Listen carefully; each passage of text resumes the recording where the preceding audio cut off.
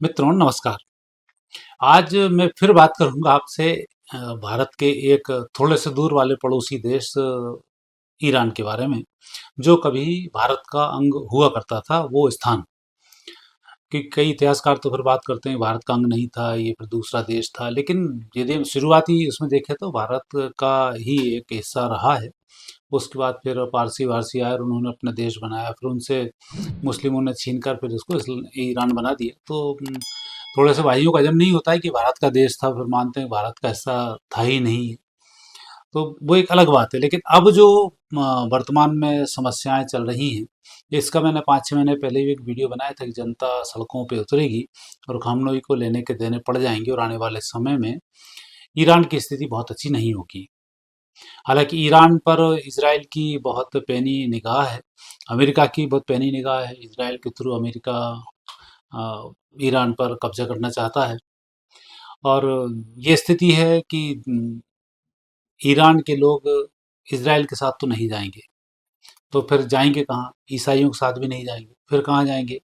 तो ये सनातन में ही इनका विलीनीकरण होगा। जैसे हिंदुस्तान के मुस्लिम और ईसाई हैं, ये जब हिंदुस्तान में दोनों रहते हैं तो हिंदुओं के खिलाफ रहते हैं, और पाकिस्तान में जब ईसाई ठोकते हैं मुस्लिमों के द्वारा, तब फिर मुंह बचाकर दुम दबाकर भागते रहते हैं। भारत में यदि मुस्लिमों से बात करो हिंदी की तो नहीं करेंगे, दूसरी भाषा वो उर्दू के अलावा मानते हैं अंग्रेजी को। या तो अंग्रेजी चलाओ या वो चलाओ। तो ऐसा ही वहाँ ईरान में भी होने वाला है। तो ईरान इसराइल के साथ भी नहीं जाएगा, ईरान क्रिश्चियनों के साथ भी नहीं जाएगा। तो वहाँ जो संस्कृति फलीभूत होगी वो फलीभूत कौन सी होगी? वो संस्कृति होगी भारतीय प्राचीन संस्कृति, सनातन संस्कृति। उसका मैंने एक वीडियो बनाया, बहुत जल्दी ये सनातन में कन्वर्ट होगा। और वहाँ जिस तरीके से हिजाब विजाब के ऊपर, महिलाओं पर जिस तरह से नेगेटिव स्थितियाँ बनाई गई, महिलाओं को मारा और जिंदा जला दिए गए, बहुत सारे अत्याचार खामनोई ने किए हैं। तो अब उनके अंत का समय भी शुरू हो चुका है, क्योंकि जहाँ गाय और महिलाओं पर अत्याचार होते हैं, गाय महिला बच्चे, तो उस देश की दुर्गति सुनिश्चित है। जिस घर में होते हैं उस घर की दुर्गति सुनिश्चित है, जिस गांव में होते हैं उस गांव की दुर्गति सुनिश्चित है। तो कुल मिलाकर यदि हम बात करें मान अपमान सम्मान गिरने और उठने की, तो उस पर ये बातें पुण्य और पाप के रूप में बहुत महत्वपूर्ण मानी जाती हैं। क्योंकि हमारे यहाँ तो कहा जाता है यत्र नार्यस्तु पूज्यन्ते रमन्ते तत्र देवता। तो नारियों का यदि यदि सम्मान नहीं होगा तो निश्चित रूप से आप का परिवार टूटेगा, नष्ट होगा और फिर कुछ नहीं बचेगा।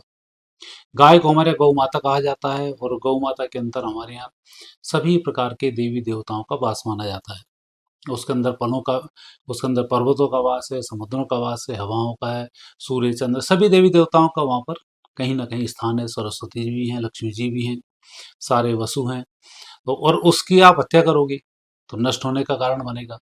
उसका एक उदाहरण मैं बताता हूँ छोटा सा आपको। अफगानिस्तान में गौतम बुद्ध की मूर्तियां तोड़ी गई बंदूकों से, क्योंकि बुद्धिस्ट भारत में रहकर तो भीम और मुस्लिम मिलकर और ये ना दुनिया भर के उपद्रव खड़े करते हैं कि भीम और मुसलमान एक हैं। तो यहाँ तो फिर ये इकट्ठे होने की कोशिश करते हैं।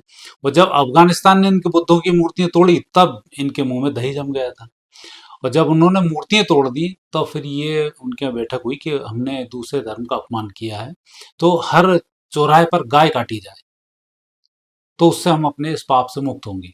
तो अफगानिस्तान के हर चौराहे पर फिर गाय काटी गई।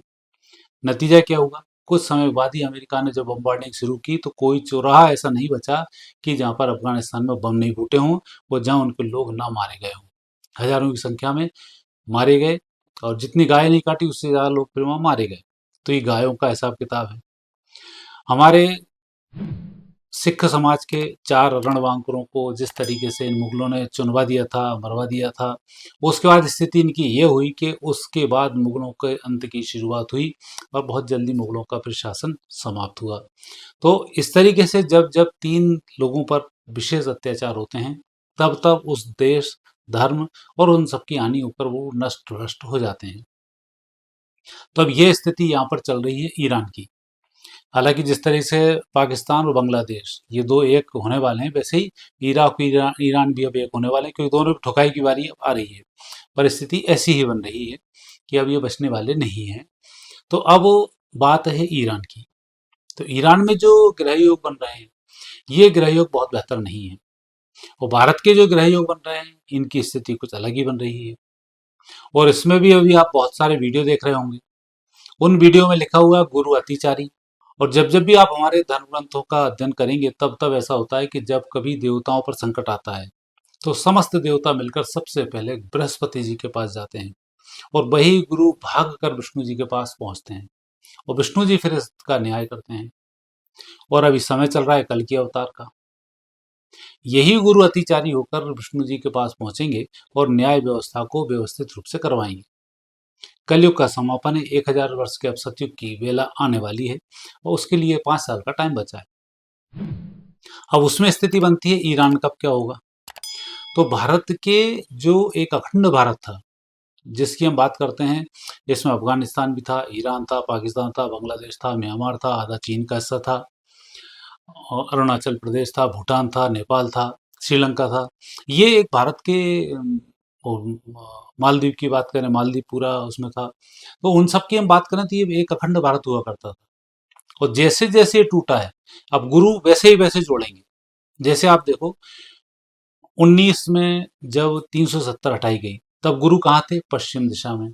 तो पश्चिम दिशा को उन्होंने शुद्ध कर दिया। अभी गुरु की स्थिति क्या चल रही है? वो चल रहे हैं उत्तर दिशा में, मिथुन राशि में, उत्तर दिशा में। तो उत्तर दिशा में जब चल रहे हैं तो उत्तर में आप देख रहे होंगे बाबा का डंडा चल रहा है और किस तरीके से उत्तर में साफ सफाई हो रही है। और उत्तर के बाद फिर आएंगे वो पश्चिम दिशा में, फिर पश्चिम दिशा में फिर सफाई अभियान होगा। अगले जैसे ही कर्क राशि में प्रवेश करेंगे उसके बाद पाकिस्तान का हिसाब किताब होगा। और अभी उत्तर पूर्व में घूम रहे हैं तो उत्तर पूर्व में स्थिति ये बनती है कि उत्तरी पूर्वी में अभी बांग्लादेश आ रहा है, बंगाल का चुनाव आ रहा है। और अभी एक चुनाव हमने उत्तर पूर्व का फिर देखा जो बिहार का चुनाव था, तो वहां भी इन्होंने सफाई की। तो आप देखेंगे कि अति चालू गुरु जैसे जैसे जिस जिस राशि की दिशा में घुसते जाएंगे उस दिशा में भारत का साम्राज्य लगातार बढ़ता चला जाएगा, ऐसे ग्रहयोग बताते हैं। और ये सब जो स्थिति बनी है भारत के जितने भी टूटे हुए हिस्से हैं, जिन सब की बात कर रहा हूँ, अफगानिस्तान की बात कर रहा हूँ, पाकिस्तान की कर रहा हूँ, ईरान की कर रहा हूँ, इराक की कर रहा हूँ, जिन बात कर रहा हूँ, म्यांमार की बात हो रही है, मालदीव की बात हो रही है, नेपाल की बात हो रही है, श्रीलंका की बात हो रही है, अरुणाचल अरुणाचल तिब्बत वगैरह सबकी जो चीन ने दबा के रखे हुए हैं, ये सब हिस्से 2030 तक वापस अखंड भारत के हिस्से बनने वाले हैं। जो अतिचारी गुरु हैं ये यही काम करेंगे। और आप देखेंगे जैसे जैसे गुरु का प्रवेश विभिन्न राशियों में विभिन्न दिशाओं में होता जाएगा और सारा काम होता चला जाएगा। और अभी जो स्थिति बन रही है ईरान की, वो स्थिति बहुत बेहतर नहीं होने वाली है। एक तो वो परमाणु कार्यक्रम को चलाए हुए है और आने वाले समय में जितने भी परमाणु बम हैं इनके विस्फोट में या तो यूरोप नष्ट होगा या तो क्या होगा ही होगा, यूरोप के नष्ट होने के लक्षण भी आ गए हैं। और अमेरिका में विशेष रूप से जब राजा बली का वहाँ शासन था अब वो शासन समाप्त हो चुका है। तो आने वाले समय में अमेरिका के भी बहुत बुरे दिन आने वाले हैं, जो आ चुके हैं। इनकी शुरुआत तो हो चुकी है, 2019 के बाद से अमेरिका की दुर्गति प्रारंभ हो चुकी है और अब आपने अर्थव्यवस्था को देखा, ढुलमुल होती चली जा रही है, वो स्थिति बिगड़ने वाली है।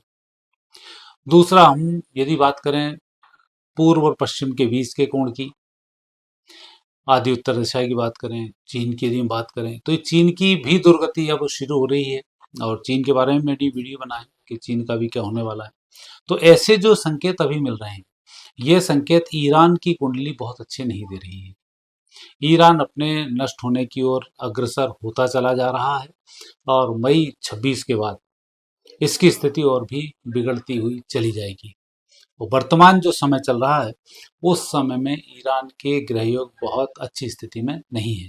तो मिथुन लग्न में ईरान का जन्म है, गुरु दूसरे स्थान पर है कर्क राशि के होकर, शनि और राहु बैठे हुए हैं तीसरे स्थान पर, शुक्र और केतु हैं भाग्य स्थान पर, मंगल सूर्य बुध दसवें स्थान पर और चंद्रमा बैठे हुए हैं द्वादश स्थान पर। और अभी गुरु की ही इनको महादशा चल रही है जो उच्च राशि को होकर दूसरे स्थान पर विराजमान है। कुटुंब कलह का संकेत क्लियर क्लियर यहाँ पर दिखाई दे रहा है कि वहां पर उपद्रव खड़े होंगे।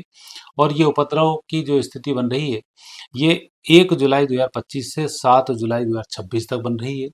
मारकाट भी मचेगी, कई प्रकार के खून खराबे भी होंगे। तो ये स्थिति अभी टली नहीं है और ये स्थिति ईरान के खात्मे के साथ ही समाप्त होगी।